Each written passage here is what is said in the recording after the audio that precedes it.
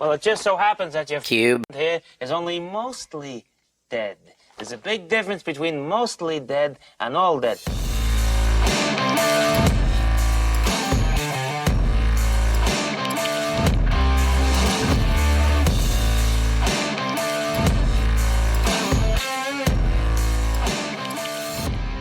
Welcome to UberCube, the podcast we discuss all things Cube, but with refreshments.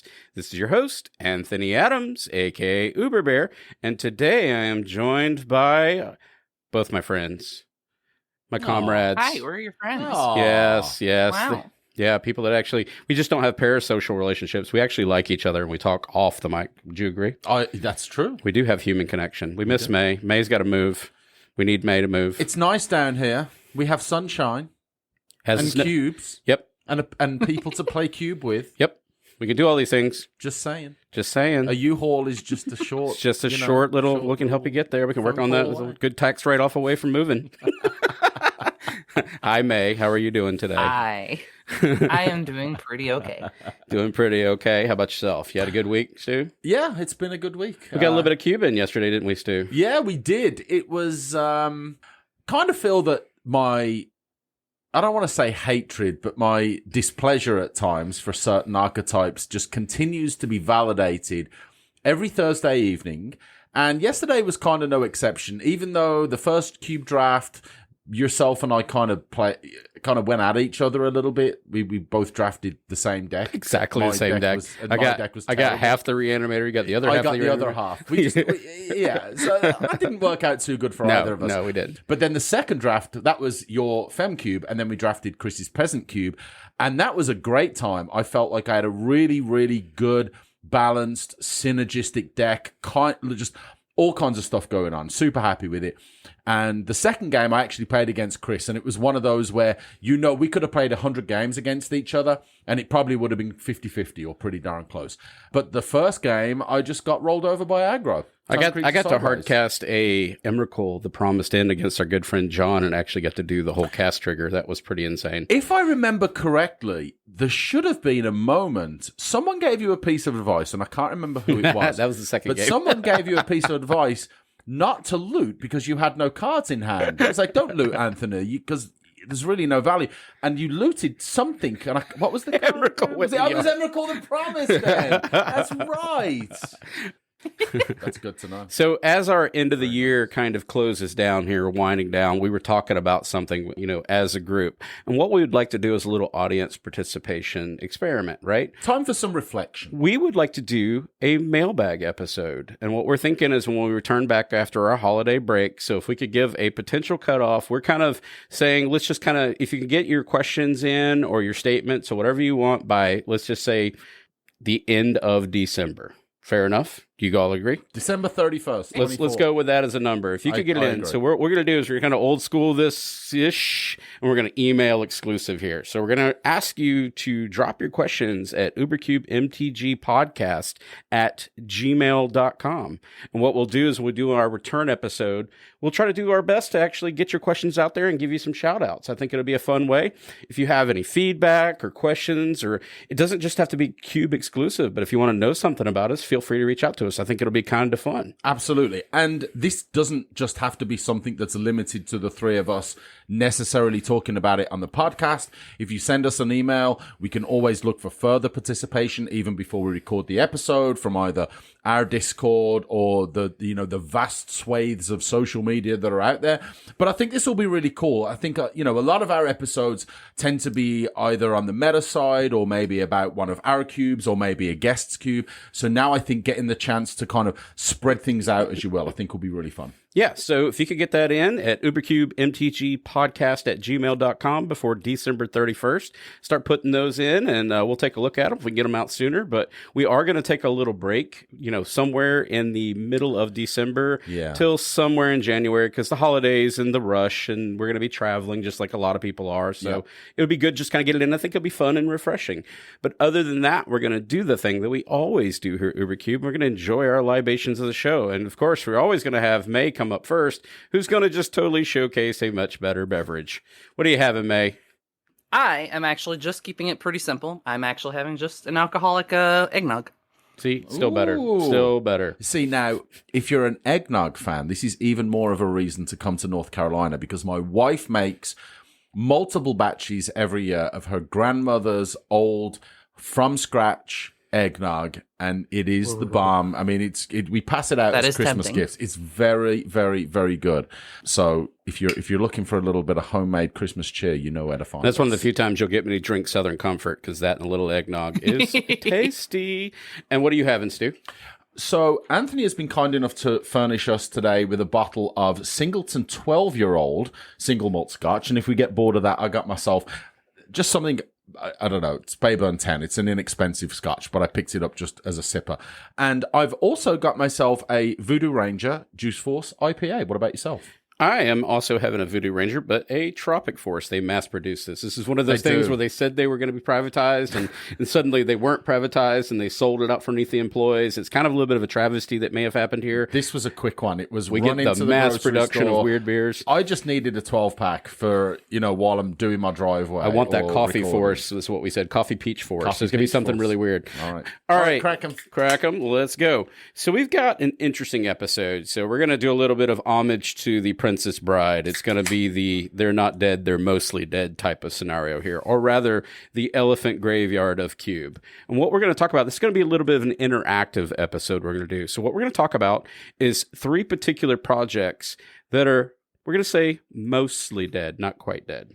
We're going to kind of talk about like what we've done, what stymied us from moving forward on projects, because Cube Cobra does allow us, and I love that platform, shout out to Gwen, and what it allows us to do is get, when you think of something and it's in your head and you got to have somewhere to put it outside of an Excel spreadsheet, it allows you to basically slap the proverbial spaghetti against the wall, right? And get those ideas out there and see how it looks before you make the investment.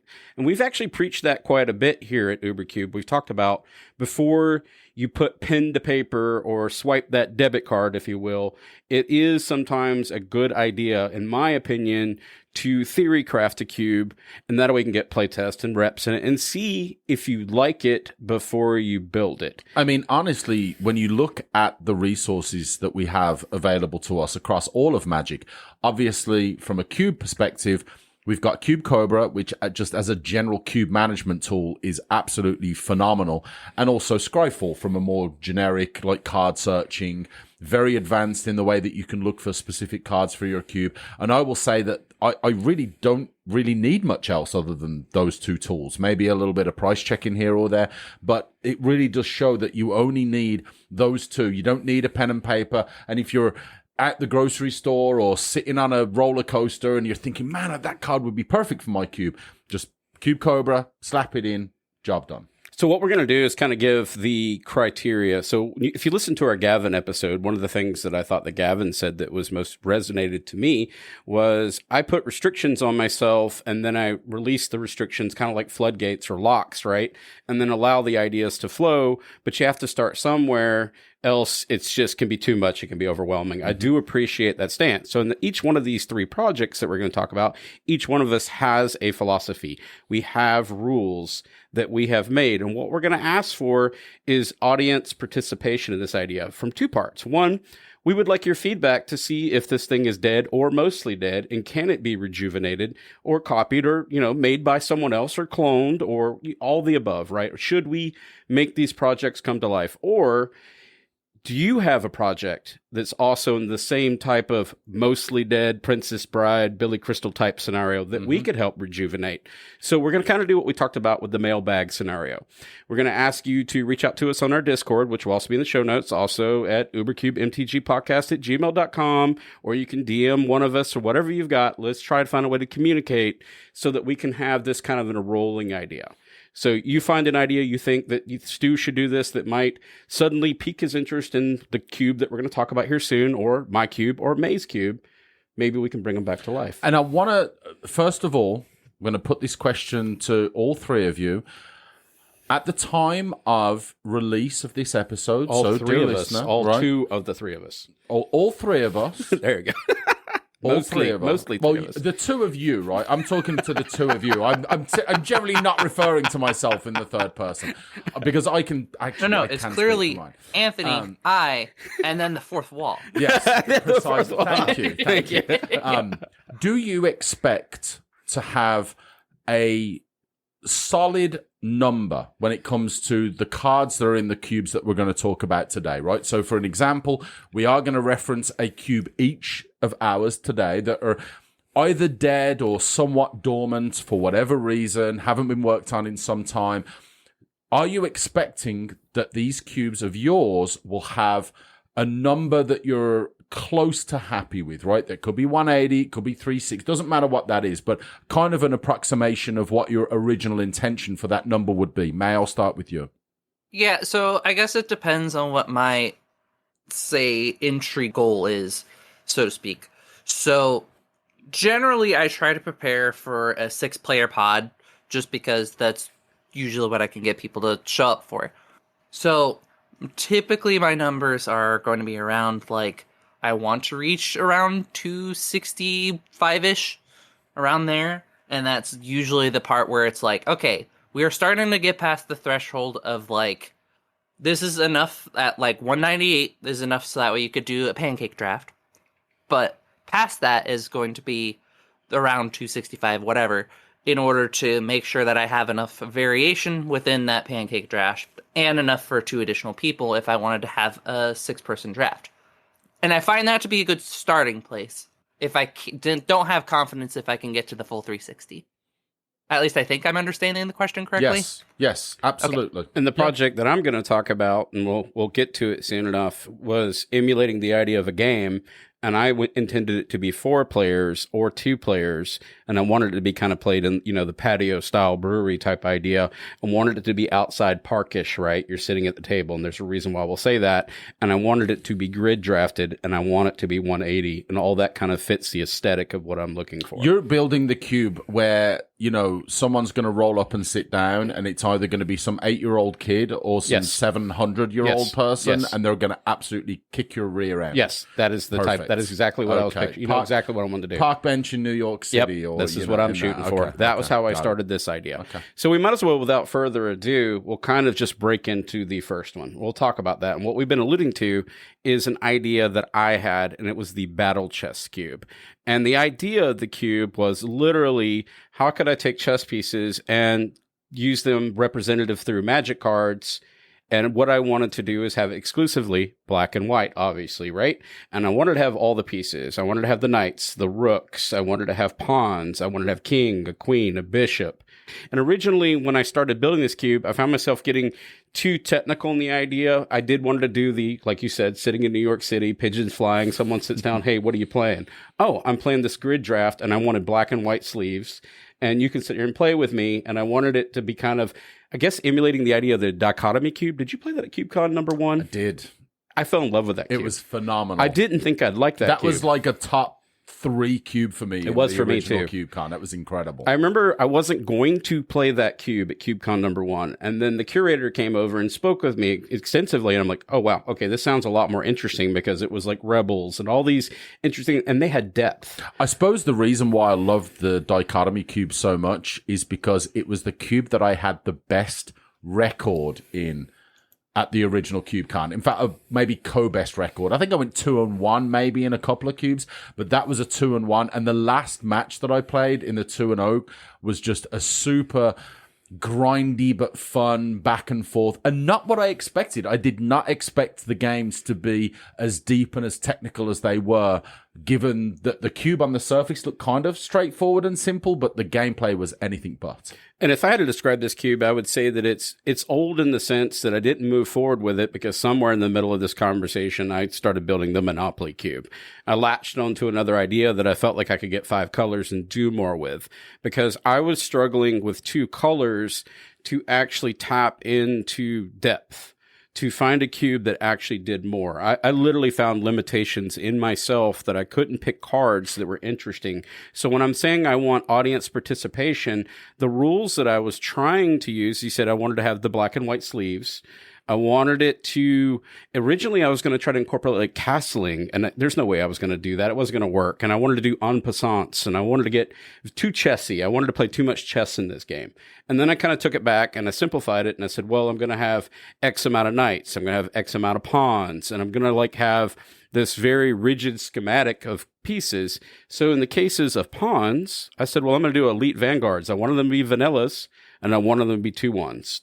Basically, they go straight forward. I want to ask you, did you have an idea for how you were going to make castling work? No, that's where I was struggling with what I would do. Even like I was getting overly complex and like, how do I do movements, say, even of a knight? Like, is there anything like flanking? That was something I was thinking about. How do I take these? And I just couldn't find enough without getting overly repetitive. I think I might have an option for you, and I'm kind of going to steal a little bit from Companion. Yeah.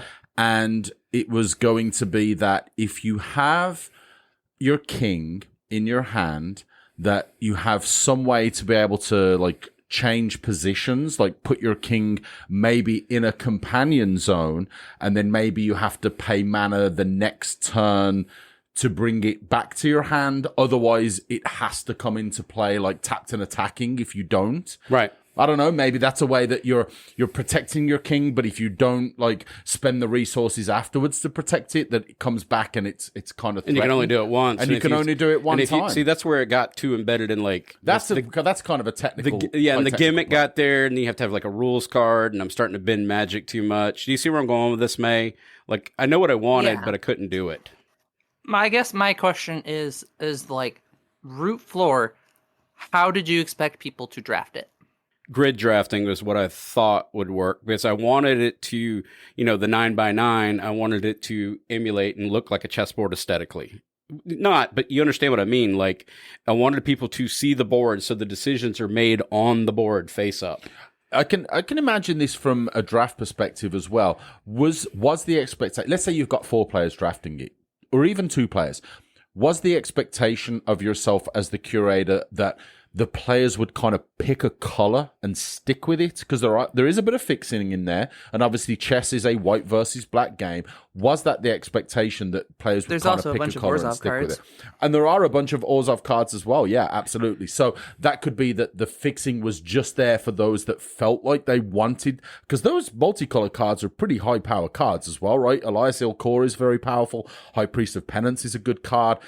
Anguished Unmaking is also a very, big impact card. So I'd just be interested to know how you felt that the drafters would feel. Yeah, I wasn't certain. I knew from seeing the Dichotomy Cube that the Dichotomy Cube did a better job. I think you were rewarded for being in a lane, and not that you necessarily had to be black or white, but I didn't see as much blending in that one, at least in the people who chose their routes. I feel like this one, because my cards were so bland, because let me kind of step it back a little bit. When I said I'm doing the pawns, I did Elite Vanguards for the pawn side of the white table.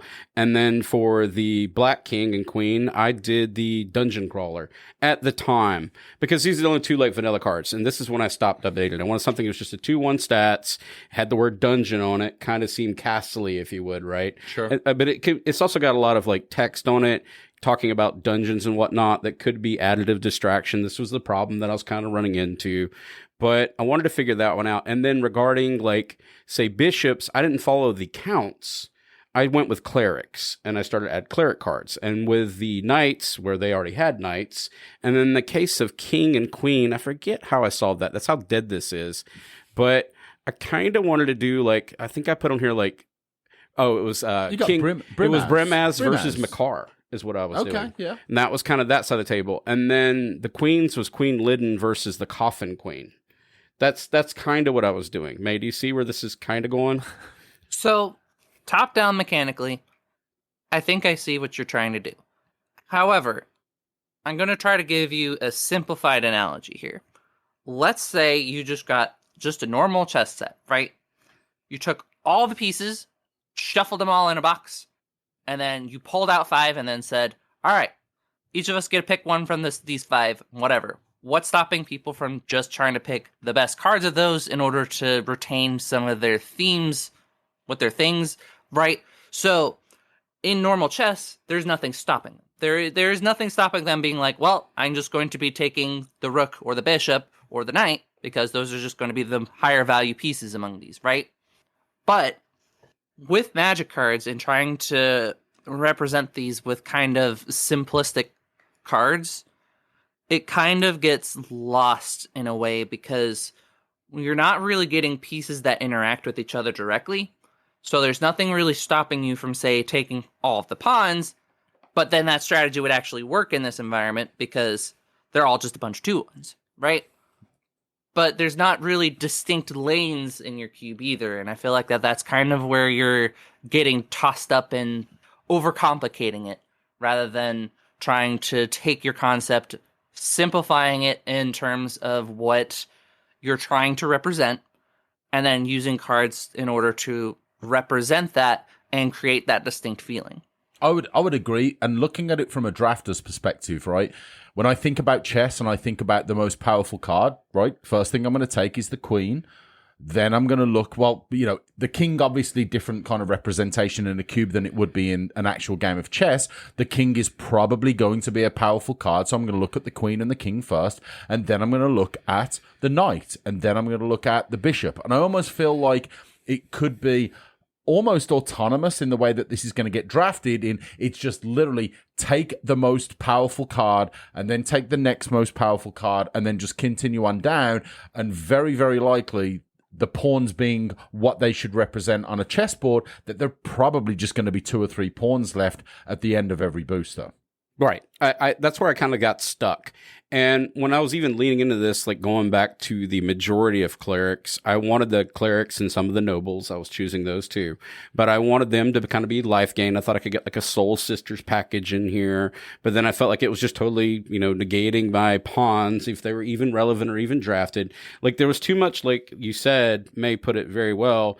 I want it to aesthetically look like a chessboard and to be evaluated with the hierarchy of a chessboard, but that's not actually what's going to happen. I hope people could. That's kind of why this project got abandoned, and then I migrated over to the Monopoly, thinking that I could put more flavor into that idea. You'd almost have to, and this is not a suggestion necessarily, but you'd almost have to lean on, as an example, if you wanted to push players to focus solely on one color. The problem with this is it just really does open it up to hate drafting at times, which I think is a bad idea. But you would almost have to say, okay, automatically from the get-go, black creatures have protection from each other. White creatures have protection from each other. That's actually interesting. If you have a black and white deck, if I attack with a black creature, you cannot block that creature with your black creatures. And likewise for white. It's actually interesting to fix a lot of the problems. It changes it up a little bit. This is the type of stuff that I'm... Thank you for listening. We just fixed Anthony's... Well, okay, so we don't want to harp on this too much, but that list is, just to kind of say the king was Brimaz, king of... What is that? Oreskos? Yes. It's just way too powerful for the cube versus the not so great king on the other side, Makar, which requires a vehicle that's not in here. You see all the problems. At the time, I didn't have the tech. And I don't want to get too hung up on this cube. But what I want to ask you both before we move on to the next cube, do you feel like this is a salvageable project in any sense? Yes.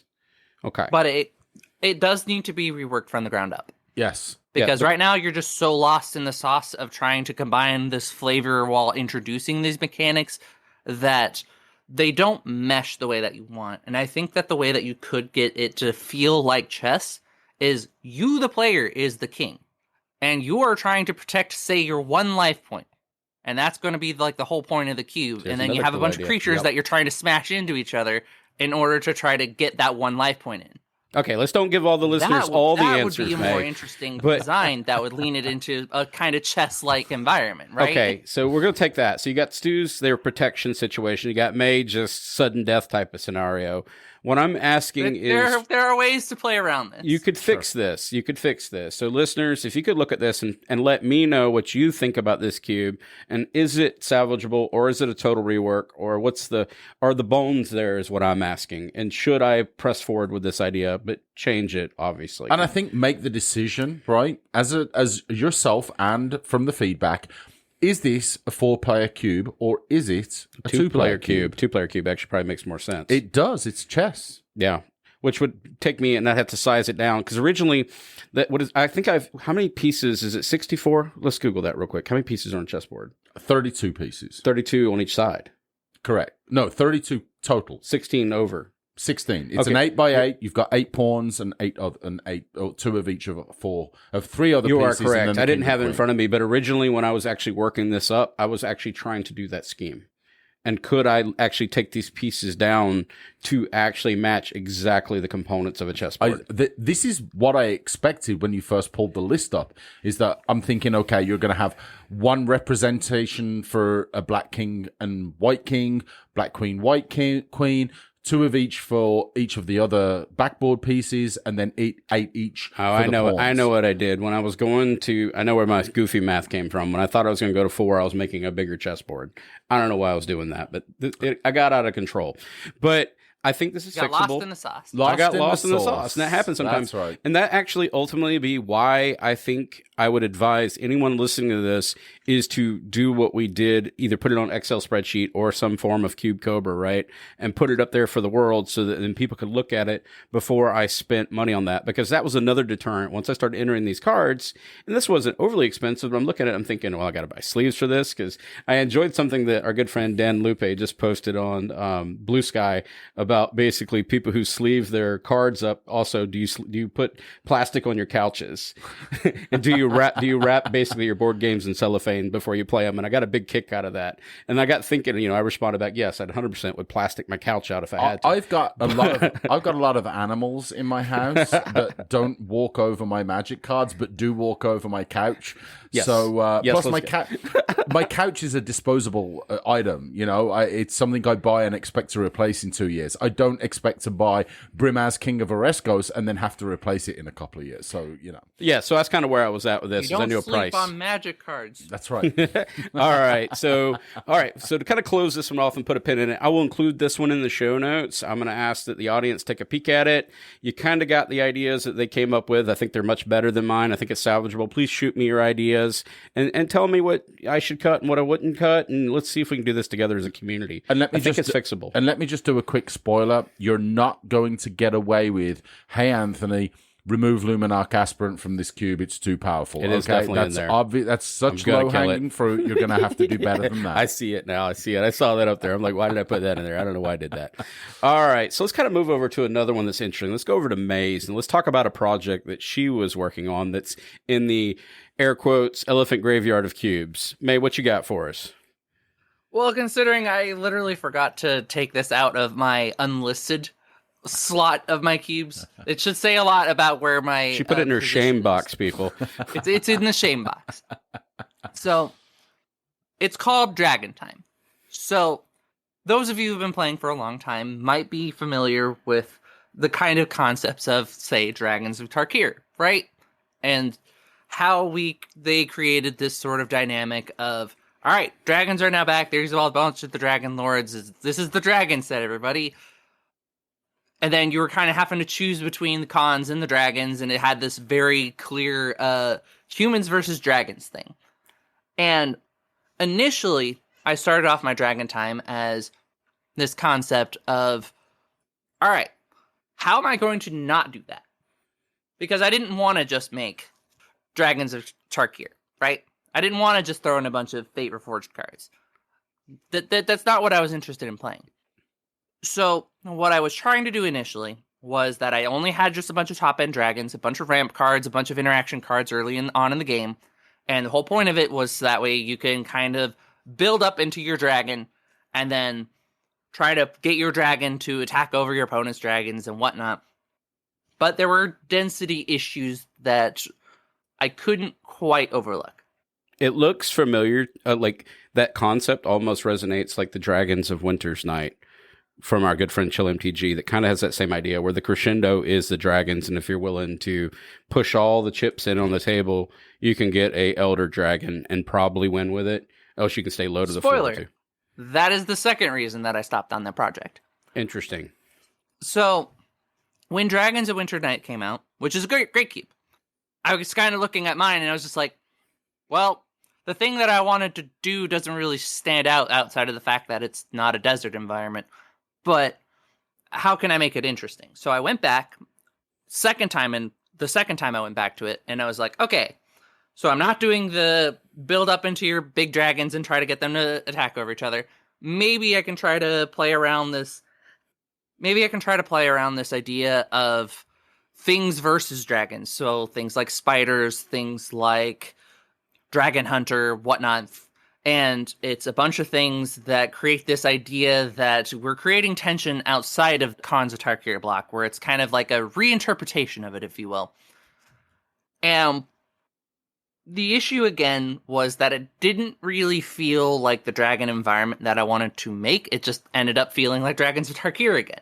So were the dragons kind of the villain in the story, where the other people have to defend against the big bad? Is that kind of the, like, distilled down?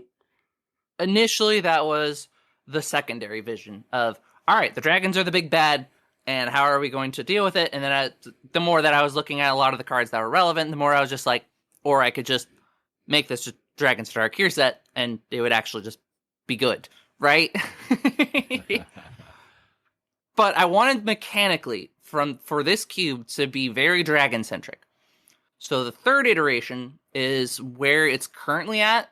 The density is still not quite where I want it to be, but this iteration actually does something different, where instead of creating that tension between humans and dragons and whatnot, instead there's actually cohesion, where it's a bunch of dragons and humans interacting with each other and actually buffing and whatnot by using things like Ikoria's cards, Sylvia Bright Spear as an example, where it's 2 and a white for a 2/2 creature with double strike.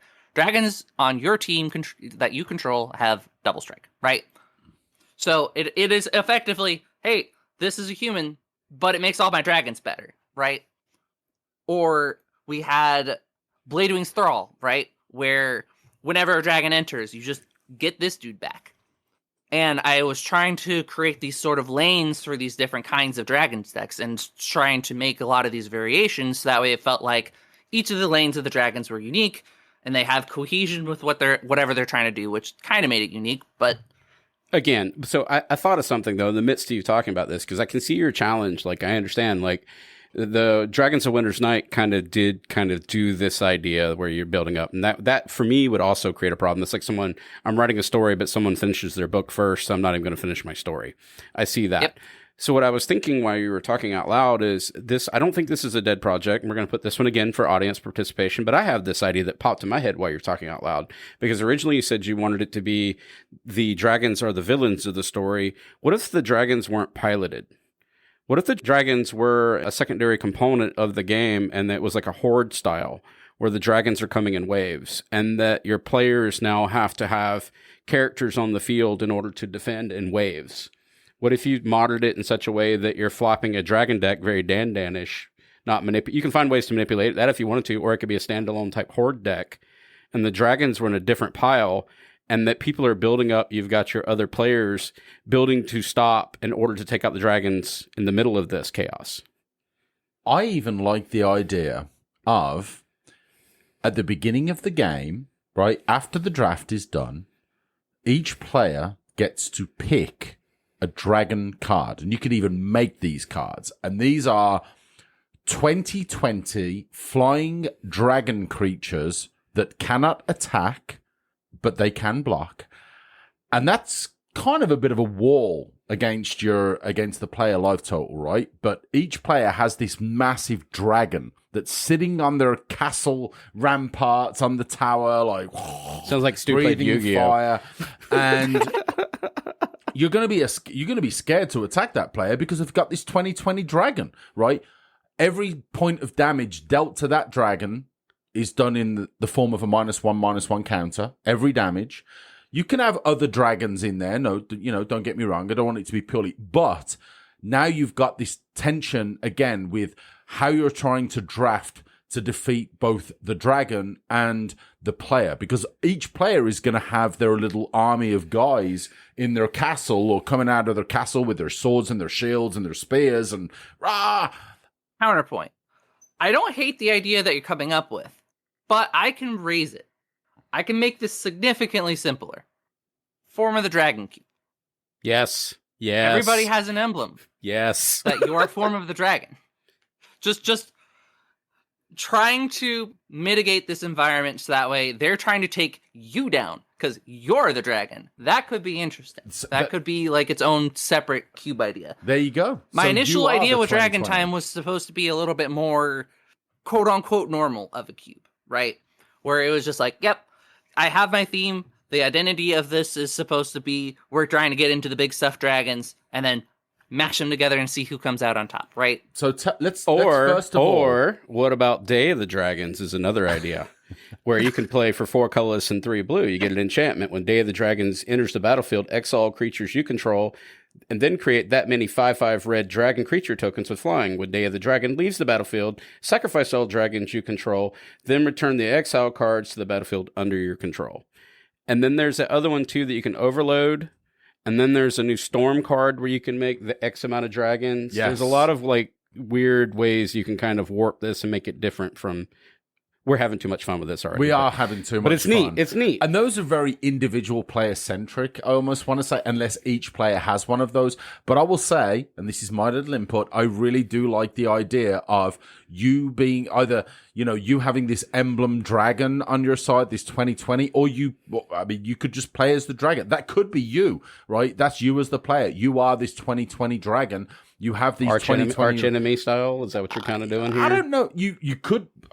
Look, now we're going into a whole new direction. So now you've got a 4-player cube, which is an arch enemy. 1 player is the dragon. They also draft, but they have this 2020 dragon token that can't attack. It can block, but it can't attack.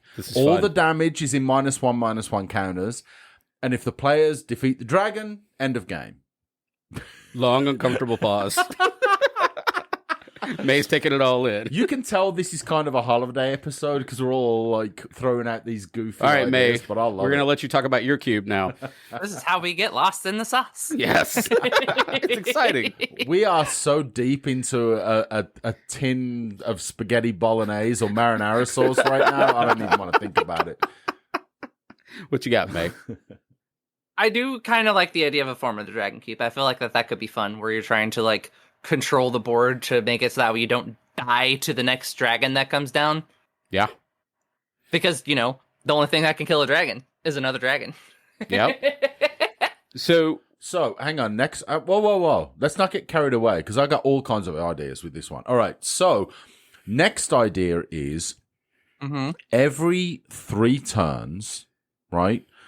Let's talk about some Game of Thrones inspiration on this one. So every 3rd turn, the dragons are pissed. Winter has arrived. They're angry. Winter is coming, right?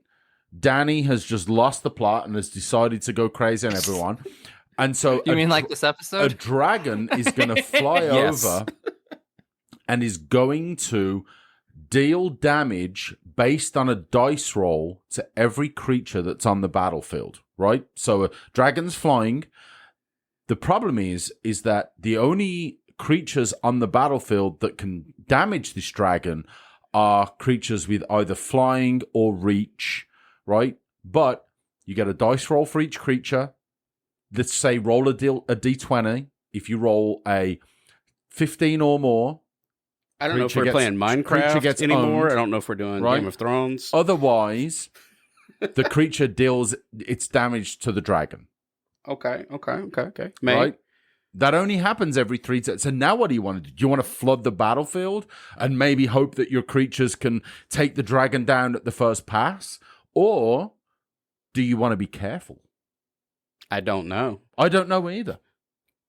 May, have we broken your cube even more than it was already May's broken? like, I don't want to think about all this nonsense right now that you morons are trying to flood my brain with these ideas. Stop. So, I think I get what you're saying, but we can simplify it. We make a deck that is kind of like this plane chase deck, if you will. Yes. Right? And essentially, at the end of every turn, you just roll a plane chase dice. Easy peasy. If you hit the plane chase dice, you reveal a dragon. And essentially, whatever dragon effect applies to both of you. That's So, for example, if a red dragon comes out, you both lose 4 life. Nice. If a blue dragon comes out, you then have to select 3 creatures and then reduce their attacks accordingly for the rest of those turns and whatnot. See. So what we're doing now? Let's pause for a second because we're giving away all the sauce. Let's be honest. We're going to ask audience participation again because that was the whole idea here. Yeah. Well, we're making uncubes. Yeah, we are. if that's what our audience is looking for, then perfect. Literally, how do we shock life back into these cubes that have become stale? And we are literally right now clear. That's what we're doing. And what do we do? Like, how do we make them come back to life, or do we just can them? I think this is a salvageable idea. I don't disagree. I think this is fun. Great. Yeah, this is fun. What do you think, May? Is this salvageable? Yeah, it's definitely salvageable. I feel like that there are directions that we can take it that's more interesting mechanically than just, yep, here are my dragons, you play the dragons, and you smash them into each other. So right? what we're gonna do to make this even weirder, we've already asked for audience participation, but let's get our Discord zoom in on this one too. We're gonna take these cubes when we're done talking about them, and I'm gonna throw them up in our Discord when this episode comes out too. And I'm gonna ask the people in our Discord to actively start pitching ideas and telling us what we should do, and we'll get people involved like Kirby and Shoop and Chris and all these other listeners, right? Brian, etc. We have all these people that have big brains that could help us kind of like, solve the riddle here and try to bring it back to life. I agree. And I think the way that this episode has gone, this isn't just hey, what card would you switch out? We're not just looking for straightforward ideas. Let's hear your most craziest, rule-bending, mind-bending, magic general rules altering, gameplay, game flow altering, like whatever you think might be just something fun, something different, right? Rather than just, hey, I drafted a deck, we play each other, someone wins, and then we move on to the next one. Like, let's get crazy. Right now, we've taken the chessboard, which we kind of made it boring, and I'm going to ask for assistance with that. Now we've got a problem with the over-under of dragons that are currently stalemated a little bit here too. Let's move over to another cube now, where we've got a little bit. This one's become our cube meme a little bit. We're going to ask for... Poor Doom Cube, becoming the Doom the Doom meme. Let's talk about this one a little bit. Sure. What can we do? And we're going to ask for audience participation on this one too, because Stu, I feel like you're so close. This is close. Okay, so I'm actually going to refer back to our good friend Gavin, right? Mm-hmm. We'll call him that. Gavin, his cube was it was a great episode. Absolutely one of my most favorite guests, which I feel like I say that about all of our guests that come on. Gavin really has stuck to his guns with his cube, right? And for anyone that didn't get to listen to that wonderful episode, and it really was wonderful, Gavin's cube is restricted to any card in his cube must have been an original print in a Commander set, right? No exceptions. No exceptions. Yep. So one of the things that we pregame all of our episodes, and I was like, man, the fixing in this is just not very good. Right. And the first thing that Gavin said when he came on was like, man, the fixing in this cube is absolutely atrocious. So he knows that, but obviously that's a limitation that he's absolutely sticking to his guns on. And he said multiple times during the episode, yes, I'm absolutely happy to do that, but it's not a restriction that you want to rein back from like very quickly. You really want to, or he wanted to stick to his guns for as long as humanly possible. That was the restriction that he placed on his cube, and he wanted the cube to play out the way that he had designed it. And if things work well, then great. If he needs to make some changes, then great. The Doom Cube has been an aesthetic-based cube right from day one. It was about the OG Doom games, Doom 1, Doom 2, Doom 3, Doom 64, all those old, late 90s Doom games that were a huge part of my childhood growing up. So I wanted to stick with that, and I really did not want to deviate from that at all. And that was, originally I thought, this can't be a particularly difficult restriction because it's hell and it's goblins and it's imps and it's demons and it's spiders. And I felt like a lot of the things that resonated with a Doom Cube really should be fairly straightforward to match in the Magic environment. The more that I tried to build this cube out, even as a 180, I immediately started to realize that this was going to be much harder than I originally expected it to be. So definitely I expected it to be a pretty conventional draft, right? As a 180, it's 4 players. You get together, you draft as 4, you play one-on-one, job done. The decks aren't going to be particularly complicated. There's not going to be any goofy rules or mechanics that are going to be implemented beforehand. I did want to make food for you, though, and I did want to put med packs as food, as tokens. I really wanted to embrace that. I really wanted couldn't to. find yourself doing Here's it. the problem. Anytime you think, okay, I want to include food, now you need to find cards that make foods that are part of the aesthetic, Yep. that are not too powerful or Yep. too weak Yep. for the cube, that fit. And that by itself was unbelievably difficult. And there was a few things that I tried to incorporate that I thought, okay, this is cool because it's part of the game, right? So anyone out there that's played a Doom game, it doesn't matter if it's necessarily those old school ones, but even some of the newer ones or any first person shooter, there's a lot of mechanics that are pretty common. But even just, again, finding something as simple as food gains life. 90% probably of first-person shooter, certainly single-player games, you're going to have ways to gain life. There's resource limitation on ammo and health. Absolutely. And shields. Ammo, health, shields. You have shields, Yep. you have the shields, you have HP. Yep. But finding ways to incorporate that in a way that was balanced, in a way that matched the aesthetics of the cube was extremely difficult. Now, I will say this is probably a little different from the other two cubes that we've included in this episode, because when actually earlier today, at the time of recording, right, November 22nd, 2024, I had not touched this cube in 5 months. Then Anthony drafted it, and you may have seen that. I did not see that. Oh, I did. I got a good deck. I apologize. I built a very good deck out of this. Like, you were like piecemeal at the point too. Okay, that's Yeah, good. yeah. But it was very much short on cards. It's now almost at 180, and by the time that we release this episode, it will be at 180. There's a little bit of color disbalance that I'm going to address in the next coming days. Green needs a little bit of help. I can maybe borrow a bit from black and red to make sure that green is supported well. It's a John cube. Well, I'm going to put this here because, May, this is a good opportunity, and this has come up a lot recently, and I understand I, too, have a Jun cube. But as I'm looking at his cube, and this has been the slowest building cube in the world, and I have a couple of questions for him. But one of the things I actually argued with Stu a little bit before we got here pre-gaming was I don't think spreadsheet mechanics or aesthetics are necessary in this cube, that players won't know behind the scenes, behind the veil, that you're imbalanced by X amount. Will just they won't know even that. care? No, they won't. No, they won't. They won't. Because you do have imbalances in some of your cards. Like you're following your theme down the hole. So you have cards that some are like broken as all get out, and then other ones like Lost Soul. I love Lost Soul. This is fantastic. This is a great like aesthetic piece, but it's like for 1 colorless and 2 black, you get a 2/1 Swamp Walk. And then I go over across the way here and I jump into, let's just say, red, and I suddenly find myself into Exocrine. And this was what? From 40K for X, 2 colorless, and red. You get yourself a Tyrannid, Ravenous, lots of words on that, Bioplasmic Barrage. When it enters the battlefield, does X damage to each player and each other creature 2/2.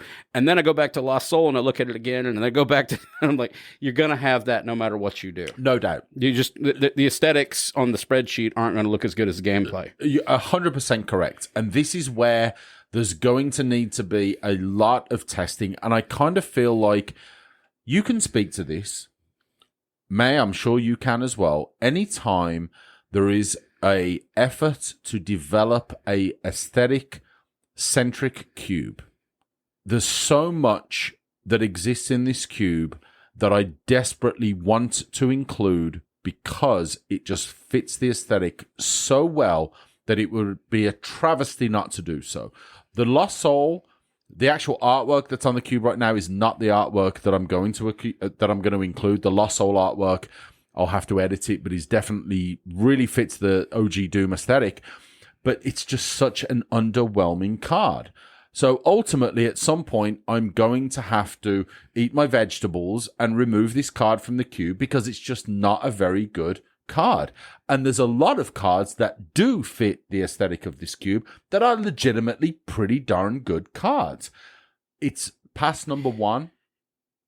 You have just about. Yeah. You have the same problem that I just talked to Kirby about this recently. We had a pub night kind of thing. We went out and played here in Raleigh. Him and his buddy Shoop drove down, and he made a good point to me. He said it. He goes, Anthony, you design based around theme, and I design around mechanics. And I can see that, right? It's hard to take those two and mesh them together. If you're going to die on the hill on one of them, you're not going to die on the hill. And he's right. Like mechanically, his is optimal. It will work. Synergies and all the things. Mine will have, if you're willing to like kind of lean into the story elements of the cube and you're willing to kind of go into that world and maybe just feel it, it's more vibe based. That is the plan. The plan is for exactly that, right? You've got your low power, your 1s and 2 drops, right? Yeah. So anyone who's played Doom, you start off at the first few levels and you're really not fighting anything too threatening. You've got your zombie dudes that have got pistols and shotguns. But then as the game progresses, you're getting more towards your imps and demons and cacodemons and spiders and all that kind of stuff. So that was how I originally envisaged the cube going, that it would kind of be like you're battling through Doom. Regardless of what your color combination is or anything, you would eventually get to that point during the game where you've gone through all your easier enemies and now you're getting towards your very, very difficult on both sides, right? So obviously there was originally a plan that this could be a 3 versus 1 cube where you would have 1 player that would play as Doom Guy and then 3 players that would play as like the Hell Demons. And 1 player would be able to, try and traverse through. That ultimately was a plan that I abandoned. And maybe I'll come back to that at some point in another iteration, but I don't think it's appropriate right now.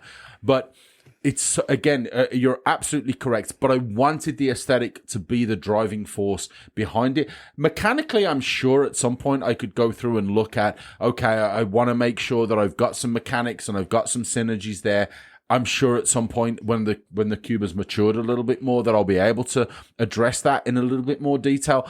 But honestly, at this point, it's just been getting to draft version 1 of the cube and getting it to a point where even if I can do nothing else but draft it on Cube Cobra, do a few drafts, see where it looks, maybe, get together a pre-version of it so that like 4 of us can get together and see how it looks, how it plays, and then take it from there. But it definitely needs some help. I see kind of the juxtaposition of the 2 worlds where, and May, I want to go ahead and kind of put this towards you.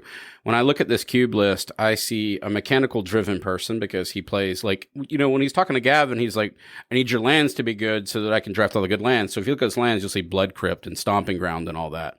But then if I go thematic, the first thing I hop to when I think about Doom is like gates.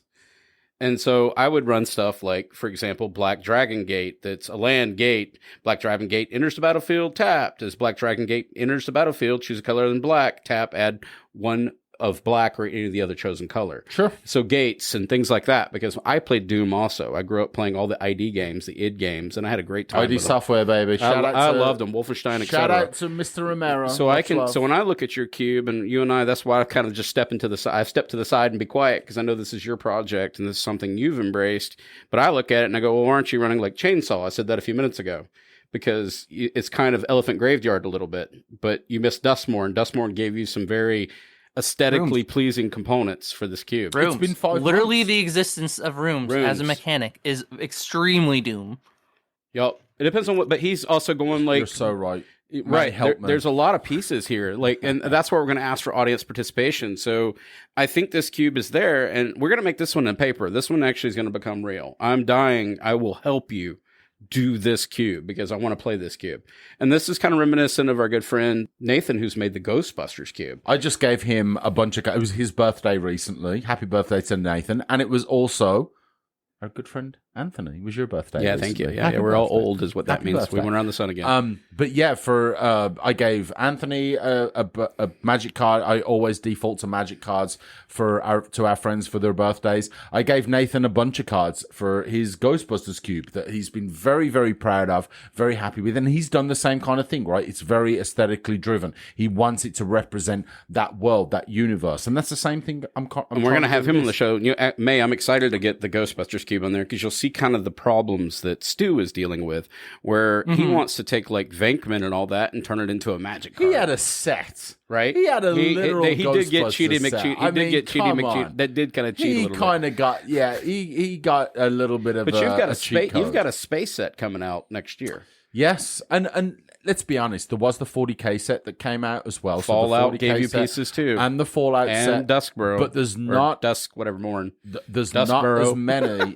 There's not as many of those cards in those sets that were as appealing as I expected them to be for this cube. Now, obviously can't speak from a limited or a draft or a commander player or whatever, but I'm trying to be, again, very, very specific and very purposeful when it comes to the kind of cards that I'm adding to this cube. And obviously we're recording right now. We've got these cubes up on Cube Cobra. Anthony's kind of looking around at the cards, and you can kind of see what I'm going for. Some of them, like, okay. Hunted Wumpus. I know what creature that is off the game. That's the one that you have to literally like chainsaw or unload your entire shotgun on. I mean, you've got to do it. It's a 6/6. This thing takes all your ammo. Yeah, of course it I does. think it's neat. It's a terrible magic card, but yeah, it's cool. It's a great magic You can card. combo off of this, it's too. Such you can do some weird stuff. Yeah. Base play, right? It's 4 mana for a 6/6, but each other player may put a creature card from his or her hand into play under their control, right? So 4 mana 6/6 seems great, but then your opponent gets to just drop a creature. So, all right, let's pause for a minute. May, you've heard us ramble forever. You know, we're excited about this one. I want you to look at this one and I want to use your brain. Your brain looks at things different. You like to use special rules and warping, and you're familiar with the game. What would you do with this cube? How would you bring this cube back to life, even though he is in progress? How would you make this realized? She's like, I don't know. This is a disaster. I gotta leave that too. She's like, I don't know. This is all over the place. Like, what am I supposed to do? I'm gonna totally beep you now. So, I don't think it's as bad as that you're not giving yourself enough credit for the work that you've currently put in. Thank you. I'll just put that out. Thank you. Right. That means a lot to me. What you need to do in order to revive it is you need to set a goal for yourself. You need to find a set of mechanics that you're trying to replicate and introduce them. And that should help with your density issue. Because right now you have kind of the aesthetic down, right? But you don't have the vision fully of how to get there. You have a bunch of set pieces. Now you need to put them in their place, right? Like what I mentioned earlier with rooms, right? Where if you throw in all the room cards, all in Gen, of course, then that is a way that you can take a mechanic that flavorfully makes sense in the world of Doom, right? And I think that if you take a step back and find your kind of roots in this and figure out what are the mechanics in this cube that I am trying to fill? What are the roles of these cards that I'm trying to do? More than just, here's the 1-for-1, right? What is the position of these cards within your environment? And what is the mechanics that best represent your goal? I also see the secondary challenge, too, is because we are a cube-centric group now. There are so many of us that's launching cubes. We are. And it may not be, I'm projecting here a little bit, this may not be Stu's problem, but I know this happened with our good friend Nathan. I know he felt these feels, and I know our good friend Jason also felt this as well. When you've got a bunch of people that have cubes that have been played in large forays and people have drafted them and whatever, they've become big, it's hard to bring your new cube into the fold when you have ones that are old, like, say, Sandwich's Peasant Cube. I don't disagree. Tension. That creates tension. You're absolutely right. Here's the thing. Because this has been such an aesthetic-based cube, right? And I tend to think of myself as a pretty thick-skinned kind of person. I'm not going to feel bad if someone's like, man, this cube is a disaster, and here's why. Or, here's the cards. Why is this in here? You've got to get rid of this. Like, I am very, very happy to take all of the criticism for a couple of reasons. Number one, because especially a lot of the people in our play group are extremely experienced at the managing of cubes. And number two, I want it to be a good experience anytime it gets drafted. Right. So I feel like all of the people that we play with are not only willing to offer their position and their feedback, but they're also willing to listen to it if there is someone that has a cube themselves, right? And I think that's so important. I do really cannot overstate this. I am feel very fortunate that I am able to come into this as a newer curator, right? Not a new player, someone who's, been playing Cube for a long time now, certainly been playing Magic. Now it certainly seems like a long time, but that isn't going to be a problem for me. And maybe that's another lesson that we can kind of put out there. Like, don't be afraid of the criticism. Right. Don't be afraid of the feedback. Like, it's there to make the cube better. And I am I will take anything at this point. If it makes the experience better, if it means that people want to draft the cube more, let's do it. I can solve your problem with one simple question. Do it. What are your favorite mechanics from Doom, and why did you like them? I have no idea. You're asking questions that are way too advanced for me right now. This goes to show, right? You're asking about mechanics and things within how the cube plays out. No, not the cube, not the cube. Doom itself. The video game. What do I like about Doom? The video game. I can't. Yes, I can't the video say. game. I can't tell you because it goes against. So I can list a few things. Let me. Can I? I want to explain my reasoning because it goes against everything. You know what I love about Cube? The frantic, non-stop, first, second aggression, aggro craziness, right? And the parallel to that in Magic is aggro. And I'm not an aggro player. I don't really enjoy playing aggro, but if it kind of has to lead to that. I see what you mean. Like you're speed running the video game, or you're slow rolling it. And are you trying to find all the secret rooms? I love that you mentioned speed running because there was a time when I really was trying to start looking at speed running Doom levels, right? And I'm a big speedrun fan. I can junkie speedrun videos for any game. Doom, Quake, Mario 64. Like, I love speedrunning. But that's not really how Cube is. That's not how this is going to play. It's not how Cube is going to play. This is stop action. So this is going to be turn-based game that you're now trying to translate to a speedrunning game. So that does create its own problems. So you have to find what she's asking is how do you take the equivalent of what you love about the video game Doom and then realize it using a stop motion type of game, right? Like literally going from, let's just say from modern CGI to suddenly you're rolling back to Gumby. I mean, that's where we're at right now. And now you're trying to figure out how to make this function. So maybe you need to step back. I agree. And so this is getting into me. Claymation as well. California raisins. Like, not something that I expect to be really particularly interesting for anyone who's going to listen to this. But the way that I like to play Doom is I like to play Doom on the hardest difficulty. And I like to try and play the game without getting hit. Okay. How do you incorporate that into this? It's not possible. Well, there are ways. I don't know if it is. Well, we're gonna. So there's always going to be creatures. Put this out for the listeners and find. Okay, so a couple of questions that we kind of did with the Dragon Cube that we talked about. We talked about Dragon Time. Is we came up with some obscure mechanics that we're asking for participation, or how do I make a chessboard come to life? The video game. I'm like you. Is anybody familiar with the game Battle Chess? I used to play it all the time, but the actual pieces came to life. That's where the name's coming from.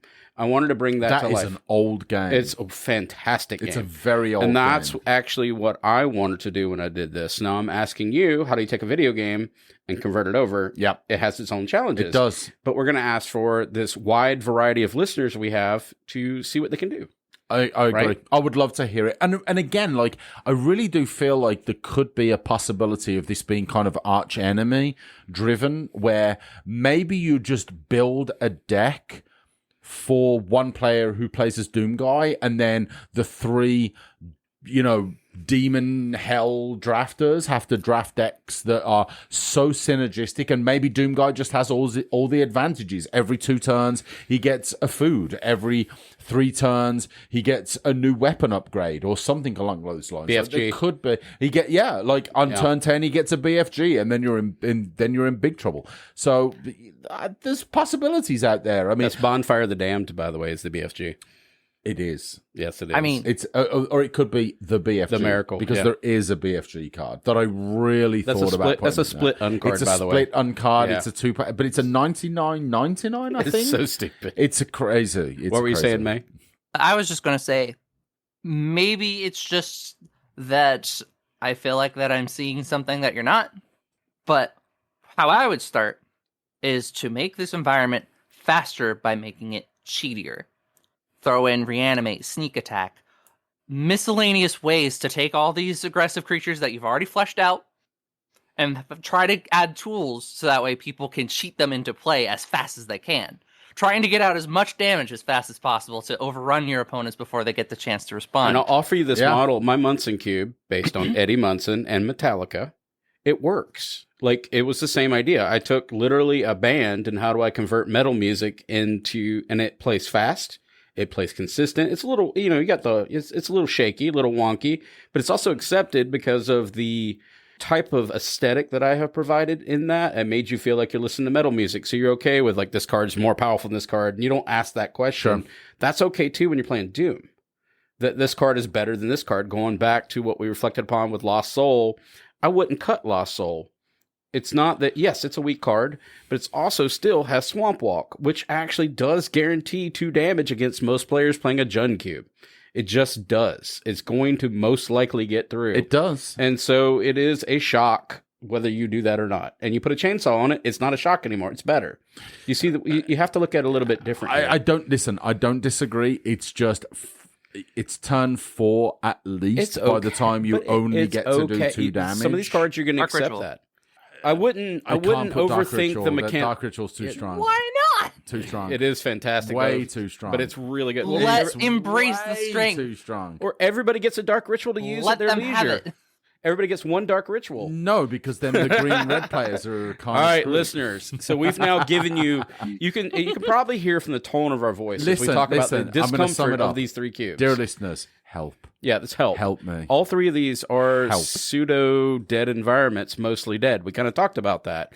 And you can tell that just from kind of the conversation where we're just kind of bouncing off each other, we're a little lost in the sauce, right? I mean, if it sounds chaotic, it's because it is chaotic. And I think all 3 of these cubes have good intention. They all want to be cubes. They all want to be played. We need help. I want wacky ideas. If you do, especially how would you fix these? I want wacky ideas. I want, if you want to make it arch enemy, then do it. If you want to make Maze Cube every player plays just against the dragons, then do it. If you want to make the battle chest cube where you've got 1 king that sits in the middle of the battlefield. Yeah, how do you do it? It's got white and black on both sides and everybody's got to attack it. How do you do it? Like, let's have some fun. It's the holidays. Yeah, make it fun. Let's make it fun. Yeah, there's no idea that's not... Well, we'll take them all, right? These 3 are lost projects, is basically... And also, I want to hear... Well, we want to hear your experiences. Do you have lost projects? Do you have projects that you want us to talk about on the show and kind of do what we just did and get participation? The community is vast, and there's a lot of people. Like I can think of a couple of them right like Kirby just knows how to solve things. Your good friend Cade knows how to solve interesting situations. Dark Pink Hippo knows how to solve unusual things. They know how to kind of like they got a different way of thinking about things. Even like Anthony Maddox knows how to come out and solve something a little different. You can't just come up with 100 Ornithopters cube that if was you're not that like was Andy Mangold. Absolutely, but obviously, but let's give a shout out to our lucky paper friends. Those are unusual ideas. You don't come up with an idea like the 100 Ornithopters cube that was just a random comment. Like, what if you had 100 Ornithopters in a cube? Oh. Yep. Challenge accepted. And now there's 100 Ornithopters cube, and a lot of people really good. It's really good. So. This is what I'm looking for, right? This is not just hey, switch this card and this card for that card. Let's go crazy. It's the holidays. Let's do something different. Tell us your cube. I'm excited to almost challenge myself and anyone else that, post it on Twitter, or post it on Blue Sky, add it to our Discord. Tell us what your cube is. Tell us what it's about.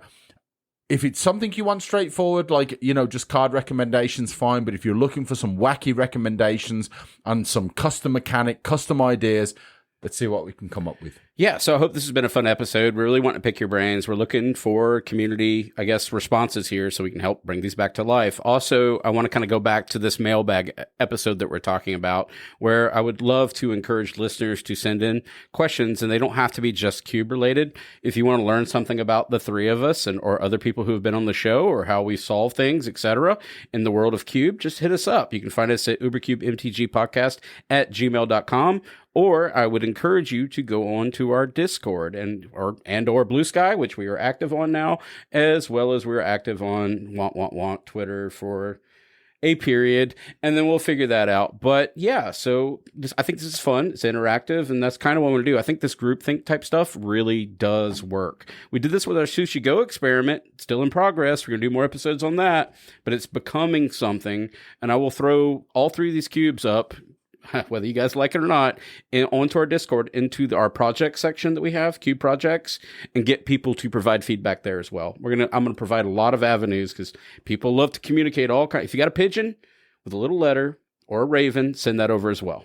Like that. Yeah. Send your ravens. Send your raven. I prefer ravens over pigeons. Could you please take us over to the socials, please? All right. First of all, to all of our Patreons, there's just too many of you guys to list at this point. So I'm just going to say a big thank you to all of you guys for the ongoing support. Really means a lot to us. As always, if you've enjoyed this episode and any one of our other episodes, we would truly appreciate. Give us a 5-star review. Specifically on podcast Spotify. platform. Yes, on that Spotify. one has taken a I don't little know bit what of it is. What I it don't is. know. People are too busy listening to Rage Against the Machine. Good or music. Something. Great music. But yeah, 5-star review really goes a long way. Thank you very much. If you've enjoyed the show, you can use our inkedgaming.com/UberCube affiliate link. Where you can find mouse mats, which I took a picture of and showed you the other day. You did. It's actually They literally do mouse exist. mats. I know. If you have two of them, it's Listen, mice mat. I'm a boomer. There were mouse mats when I was a kid. Who's the other one? We're also Alter Sleeves affiliate, so if you're wanting to get some cool bling, that'll be included in the show notes as well. And we've got some other affiliate stuff in works. And then if you want to be a Patreon and support the show, it does go a long way. It allows us, frankly, it allows us, we joke about the microphone, but I have big plans for doing more things, more projects with the show, and it allows me to stretch that medium a little bit, right? It justifies our existence, ultimately. So I'm having a great time. This is fun. Yeah, one of the things, and I'm going to kind of spoil this a little bit, one of the things that I thought would be fun, not that I necessarily think this is going to be like behind a Patreon, paywall necessarily, but would be to do drafts for cubes, even if it's just Cube Cobra drafts, and do it on YouTube and just really like, hey, I've got this cool cube. What do you think? OBS and just record a draft of Cube Cobra of a cube and just say, hey, I'm going to go through a draft. Yeah. Even if it's just against 7 bots, just to kind of give you an idea, the curator an idea of what kind of sticks out to whoever's doing it. Like, this card looks really fun. This card looks maybe a little too powerful. We did a thing a long time ago that we should wake up. It was our good friend Jordan Eckenrode, where Stu and I, before May, this is in the way back when we talked about like doing like an UberCube clinic type thing, where it's just a fancy way of saying, if you want to send us a list and kind of say, hey, what would you guys do? It's very similar to the problem that we just probably didn't solve with these 3 cubes, but if you want to get some group think on, I think that's a good way to do it, and it makes for future episodes. So if you're interested in sending us in the list, we're okay with it, and we'll work it out. It'll listen, be fun. Patreon exclusive. You've got a cube, you want to send it in, we'll break it down, we'll give you advice, send it over. We're happy to look at it. May, Hi. thank you for joining us.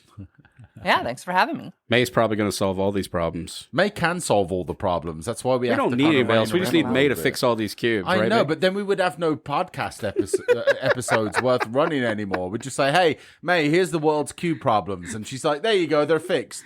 All right, other than that, we're going to say the thing that we always say here at UberCube is, first off, thank you, May. And then, happy cubing.